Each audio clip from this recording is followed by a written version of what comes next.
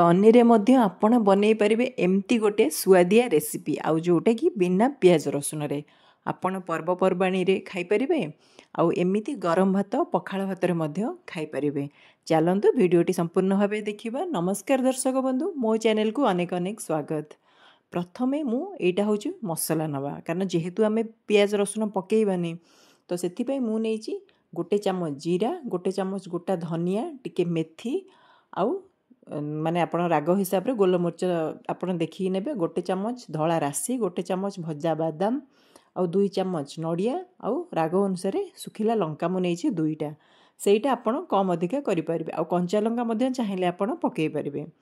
आउ एबे मु कोन करछि ना गैस ऑन करके पैन नेइछि आउ ए सुखिला मसला को सब हल्का टिके समय आपण भाजिबे। जेते गोटे भल बास्ना आसीबो आउ एमती राशि गुडा एमती सब टक टक हेकी फुटिबो तो जानवे से समय गैस रो फ्लेम को ऑफ कर देबे आउ गैस रो आपण काढी देबे। एबे देखंतु मु नेइछि टोटल 500 ग्राम रो जह्नी।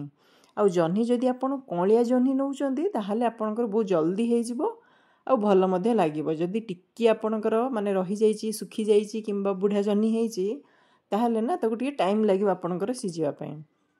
तो प्रथमे जह्नी को कोन करिवे ना तारो 2 पोर्शन काटी देबे आउ एमती तारो चोपाटा को छड़े देबे। आपण पिलर रे छड़ौचंदी तो चलिबो, आपण जदि पनिक रे छड़ौचंदी भी चलिबो कि नहले छुरी रे, जोटा आपण को कंफर्टेबल आपण सेइथरे करिवे। आउ साइज आपणकर एतिकी रखिबे। देखंतु जदि आउट जदि मानकर बड़ जह्नी अछि ताकू आपण छोट करिकी साइज किंतु एतिकी रखिले भल लागिवो। आउ बेसी बड़ करिवेनी कि बेसी छोट मध्य करिवेनी। एबे कोन करिबा ना एमती ताकू मझिरु काटिबे। मझिरु काटिकी पूरा 2 फाळ करिवेनी, एमती पॉकेट भळे रखिबे। जेमती आपणकर गोटा जिनस जमती मसला देकी जो पूरा देकी जमती भजा हुए सेई टाइप रो आपण रखिबे। आउ एबे जो हमर ड्राई मसलाटा बनै थिले ताकू एबे कोन करबा ना, जेहेतु एबे ठंडा हे जाईछि आमे ताकू एबे ग्राइंड कर दबा। आउ ग्राइंड कला बेले मन रखंतु पानी देबेनी, सेमती आपण सुखिला ग्राइंड करिवे। आउ एइटा को ना माने पूरा तो फाइन पेस्ट हबनी, आपणकर एई भलिया रहिबो। माने एमती दाना दाना रहिबो किंतु बहुत छोट छोट दाना जेमती रहिबो। आउ एबे सेथिरे टिके स्वाद अनुसार लूण पके देबे। आउ टेस्ट देखिकी जदि राग हेई नथिबो ताहाले लाल मिर्च पाउडर मध्ये पके परिबे। एबे जो जह्नीटा को आमे फाळ करके रखिथिले काटिकी ता भितर एमती देई देबे आउ तार को भलसे एमती चिपी देबे। माने से पूरा सील हेकी रहिबो आउ पडिबार चांस नाही। आउ देखिकी आपनकर जह्नीर साइज हिसाब रे आपण देबे। एमती हाथे रे कर देबे चामच अपेक्षा तो आपण को बेटर हबो करिवा को। देखंतु एमती बने देबे आउ तापरे ताकू गोटा गोटा करके एमती साइड रे रखिबे।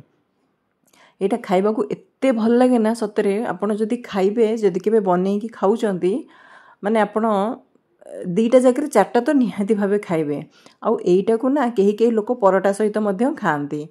आउ देखंतु मोर एबे सब सरी गला आउ एत्तिकी टिके मोर बळीची माने सेई मसला रो। एबे कोन करबा ना पैन गरम करके सेथिरे सोरिष तेल पकेबे। आउ सोरिष तेल रे पकेबे माने बनेबे एटा बहुत ही भल लागिवो नॉर्मल तेल अपेक्षा। ताकू एमती पकेबे आउ हेंगुटा को कोन करबे ना आपण एबे एई टाइम रे ऊपर हल्का छिंची देबे। जदि आपण तेल रे हेंगु देकी करूचंदी तो 2 साइड माने सब साइड हेकी कला बेलगु ना से माने पिता हे जाइतिबो, बहुत टाइम लागि जाइतिबो तो सेतेबो भल लागिबनी। सेति पई आपण गोटे साइड रे पकेबे हेंगु ताकि आपण को सेई पोर्शनटा उल्टेबा को माने बहुत कम टाइम रे आउ हेंगुरा किछि माने टेस्ट रे किछि आपण को लागिबनी। आउ लास्ट को ए जो मसलाटा जो थिबो ताकू पके देबे। आ पके की एमती हल्का टिके समय भाजिबे। जदि आपण को लागुची जे मसलाटा लागी जाउची जह्नी हेइनी तो आपण हल्का टिके पानी छिटा मारी पाइबे, नहले मसलाटा लागी जिवो पोडी जिवो भल ही लागिबनी खाइबा पई।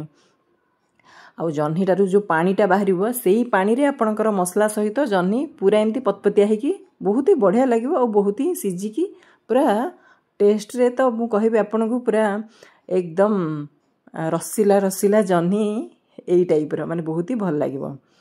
आपण थरे निहाती भाबे ट्राई करंतु। आगु को पर्वपर्वाणी बहुत सारा आसुची आ जेहेतु एटा बिना पियाज रसुन रे तो आपणकर अरुआ भात सहित खाइबा पई मध्य पूरा परफेक्ट रहइबो।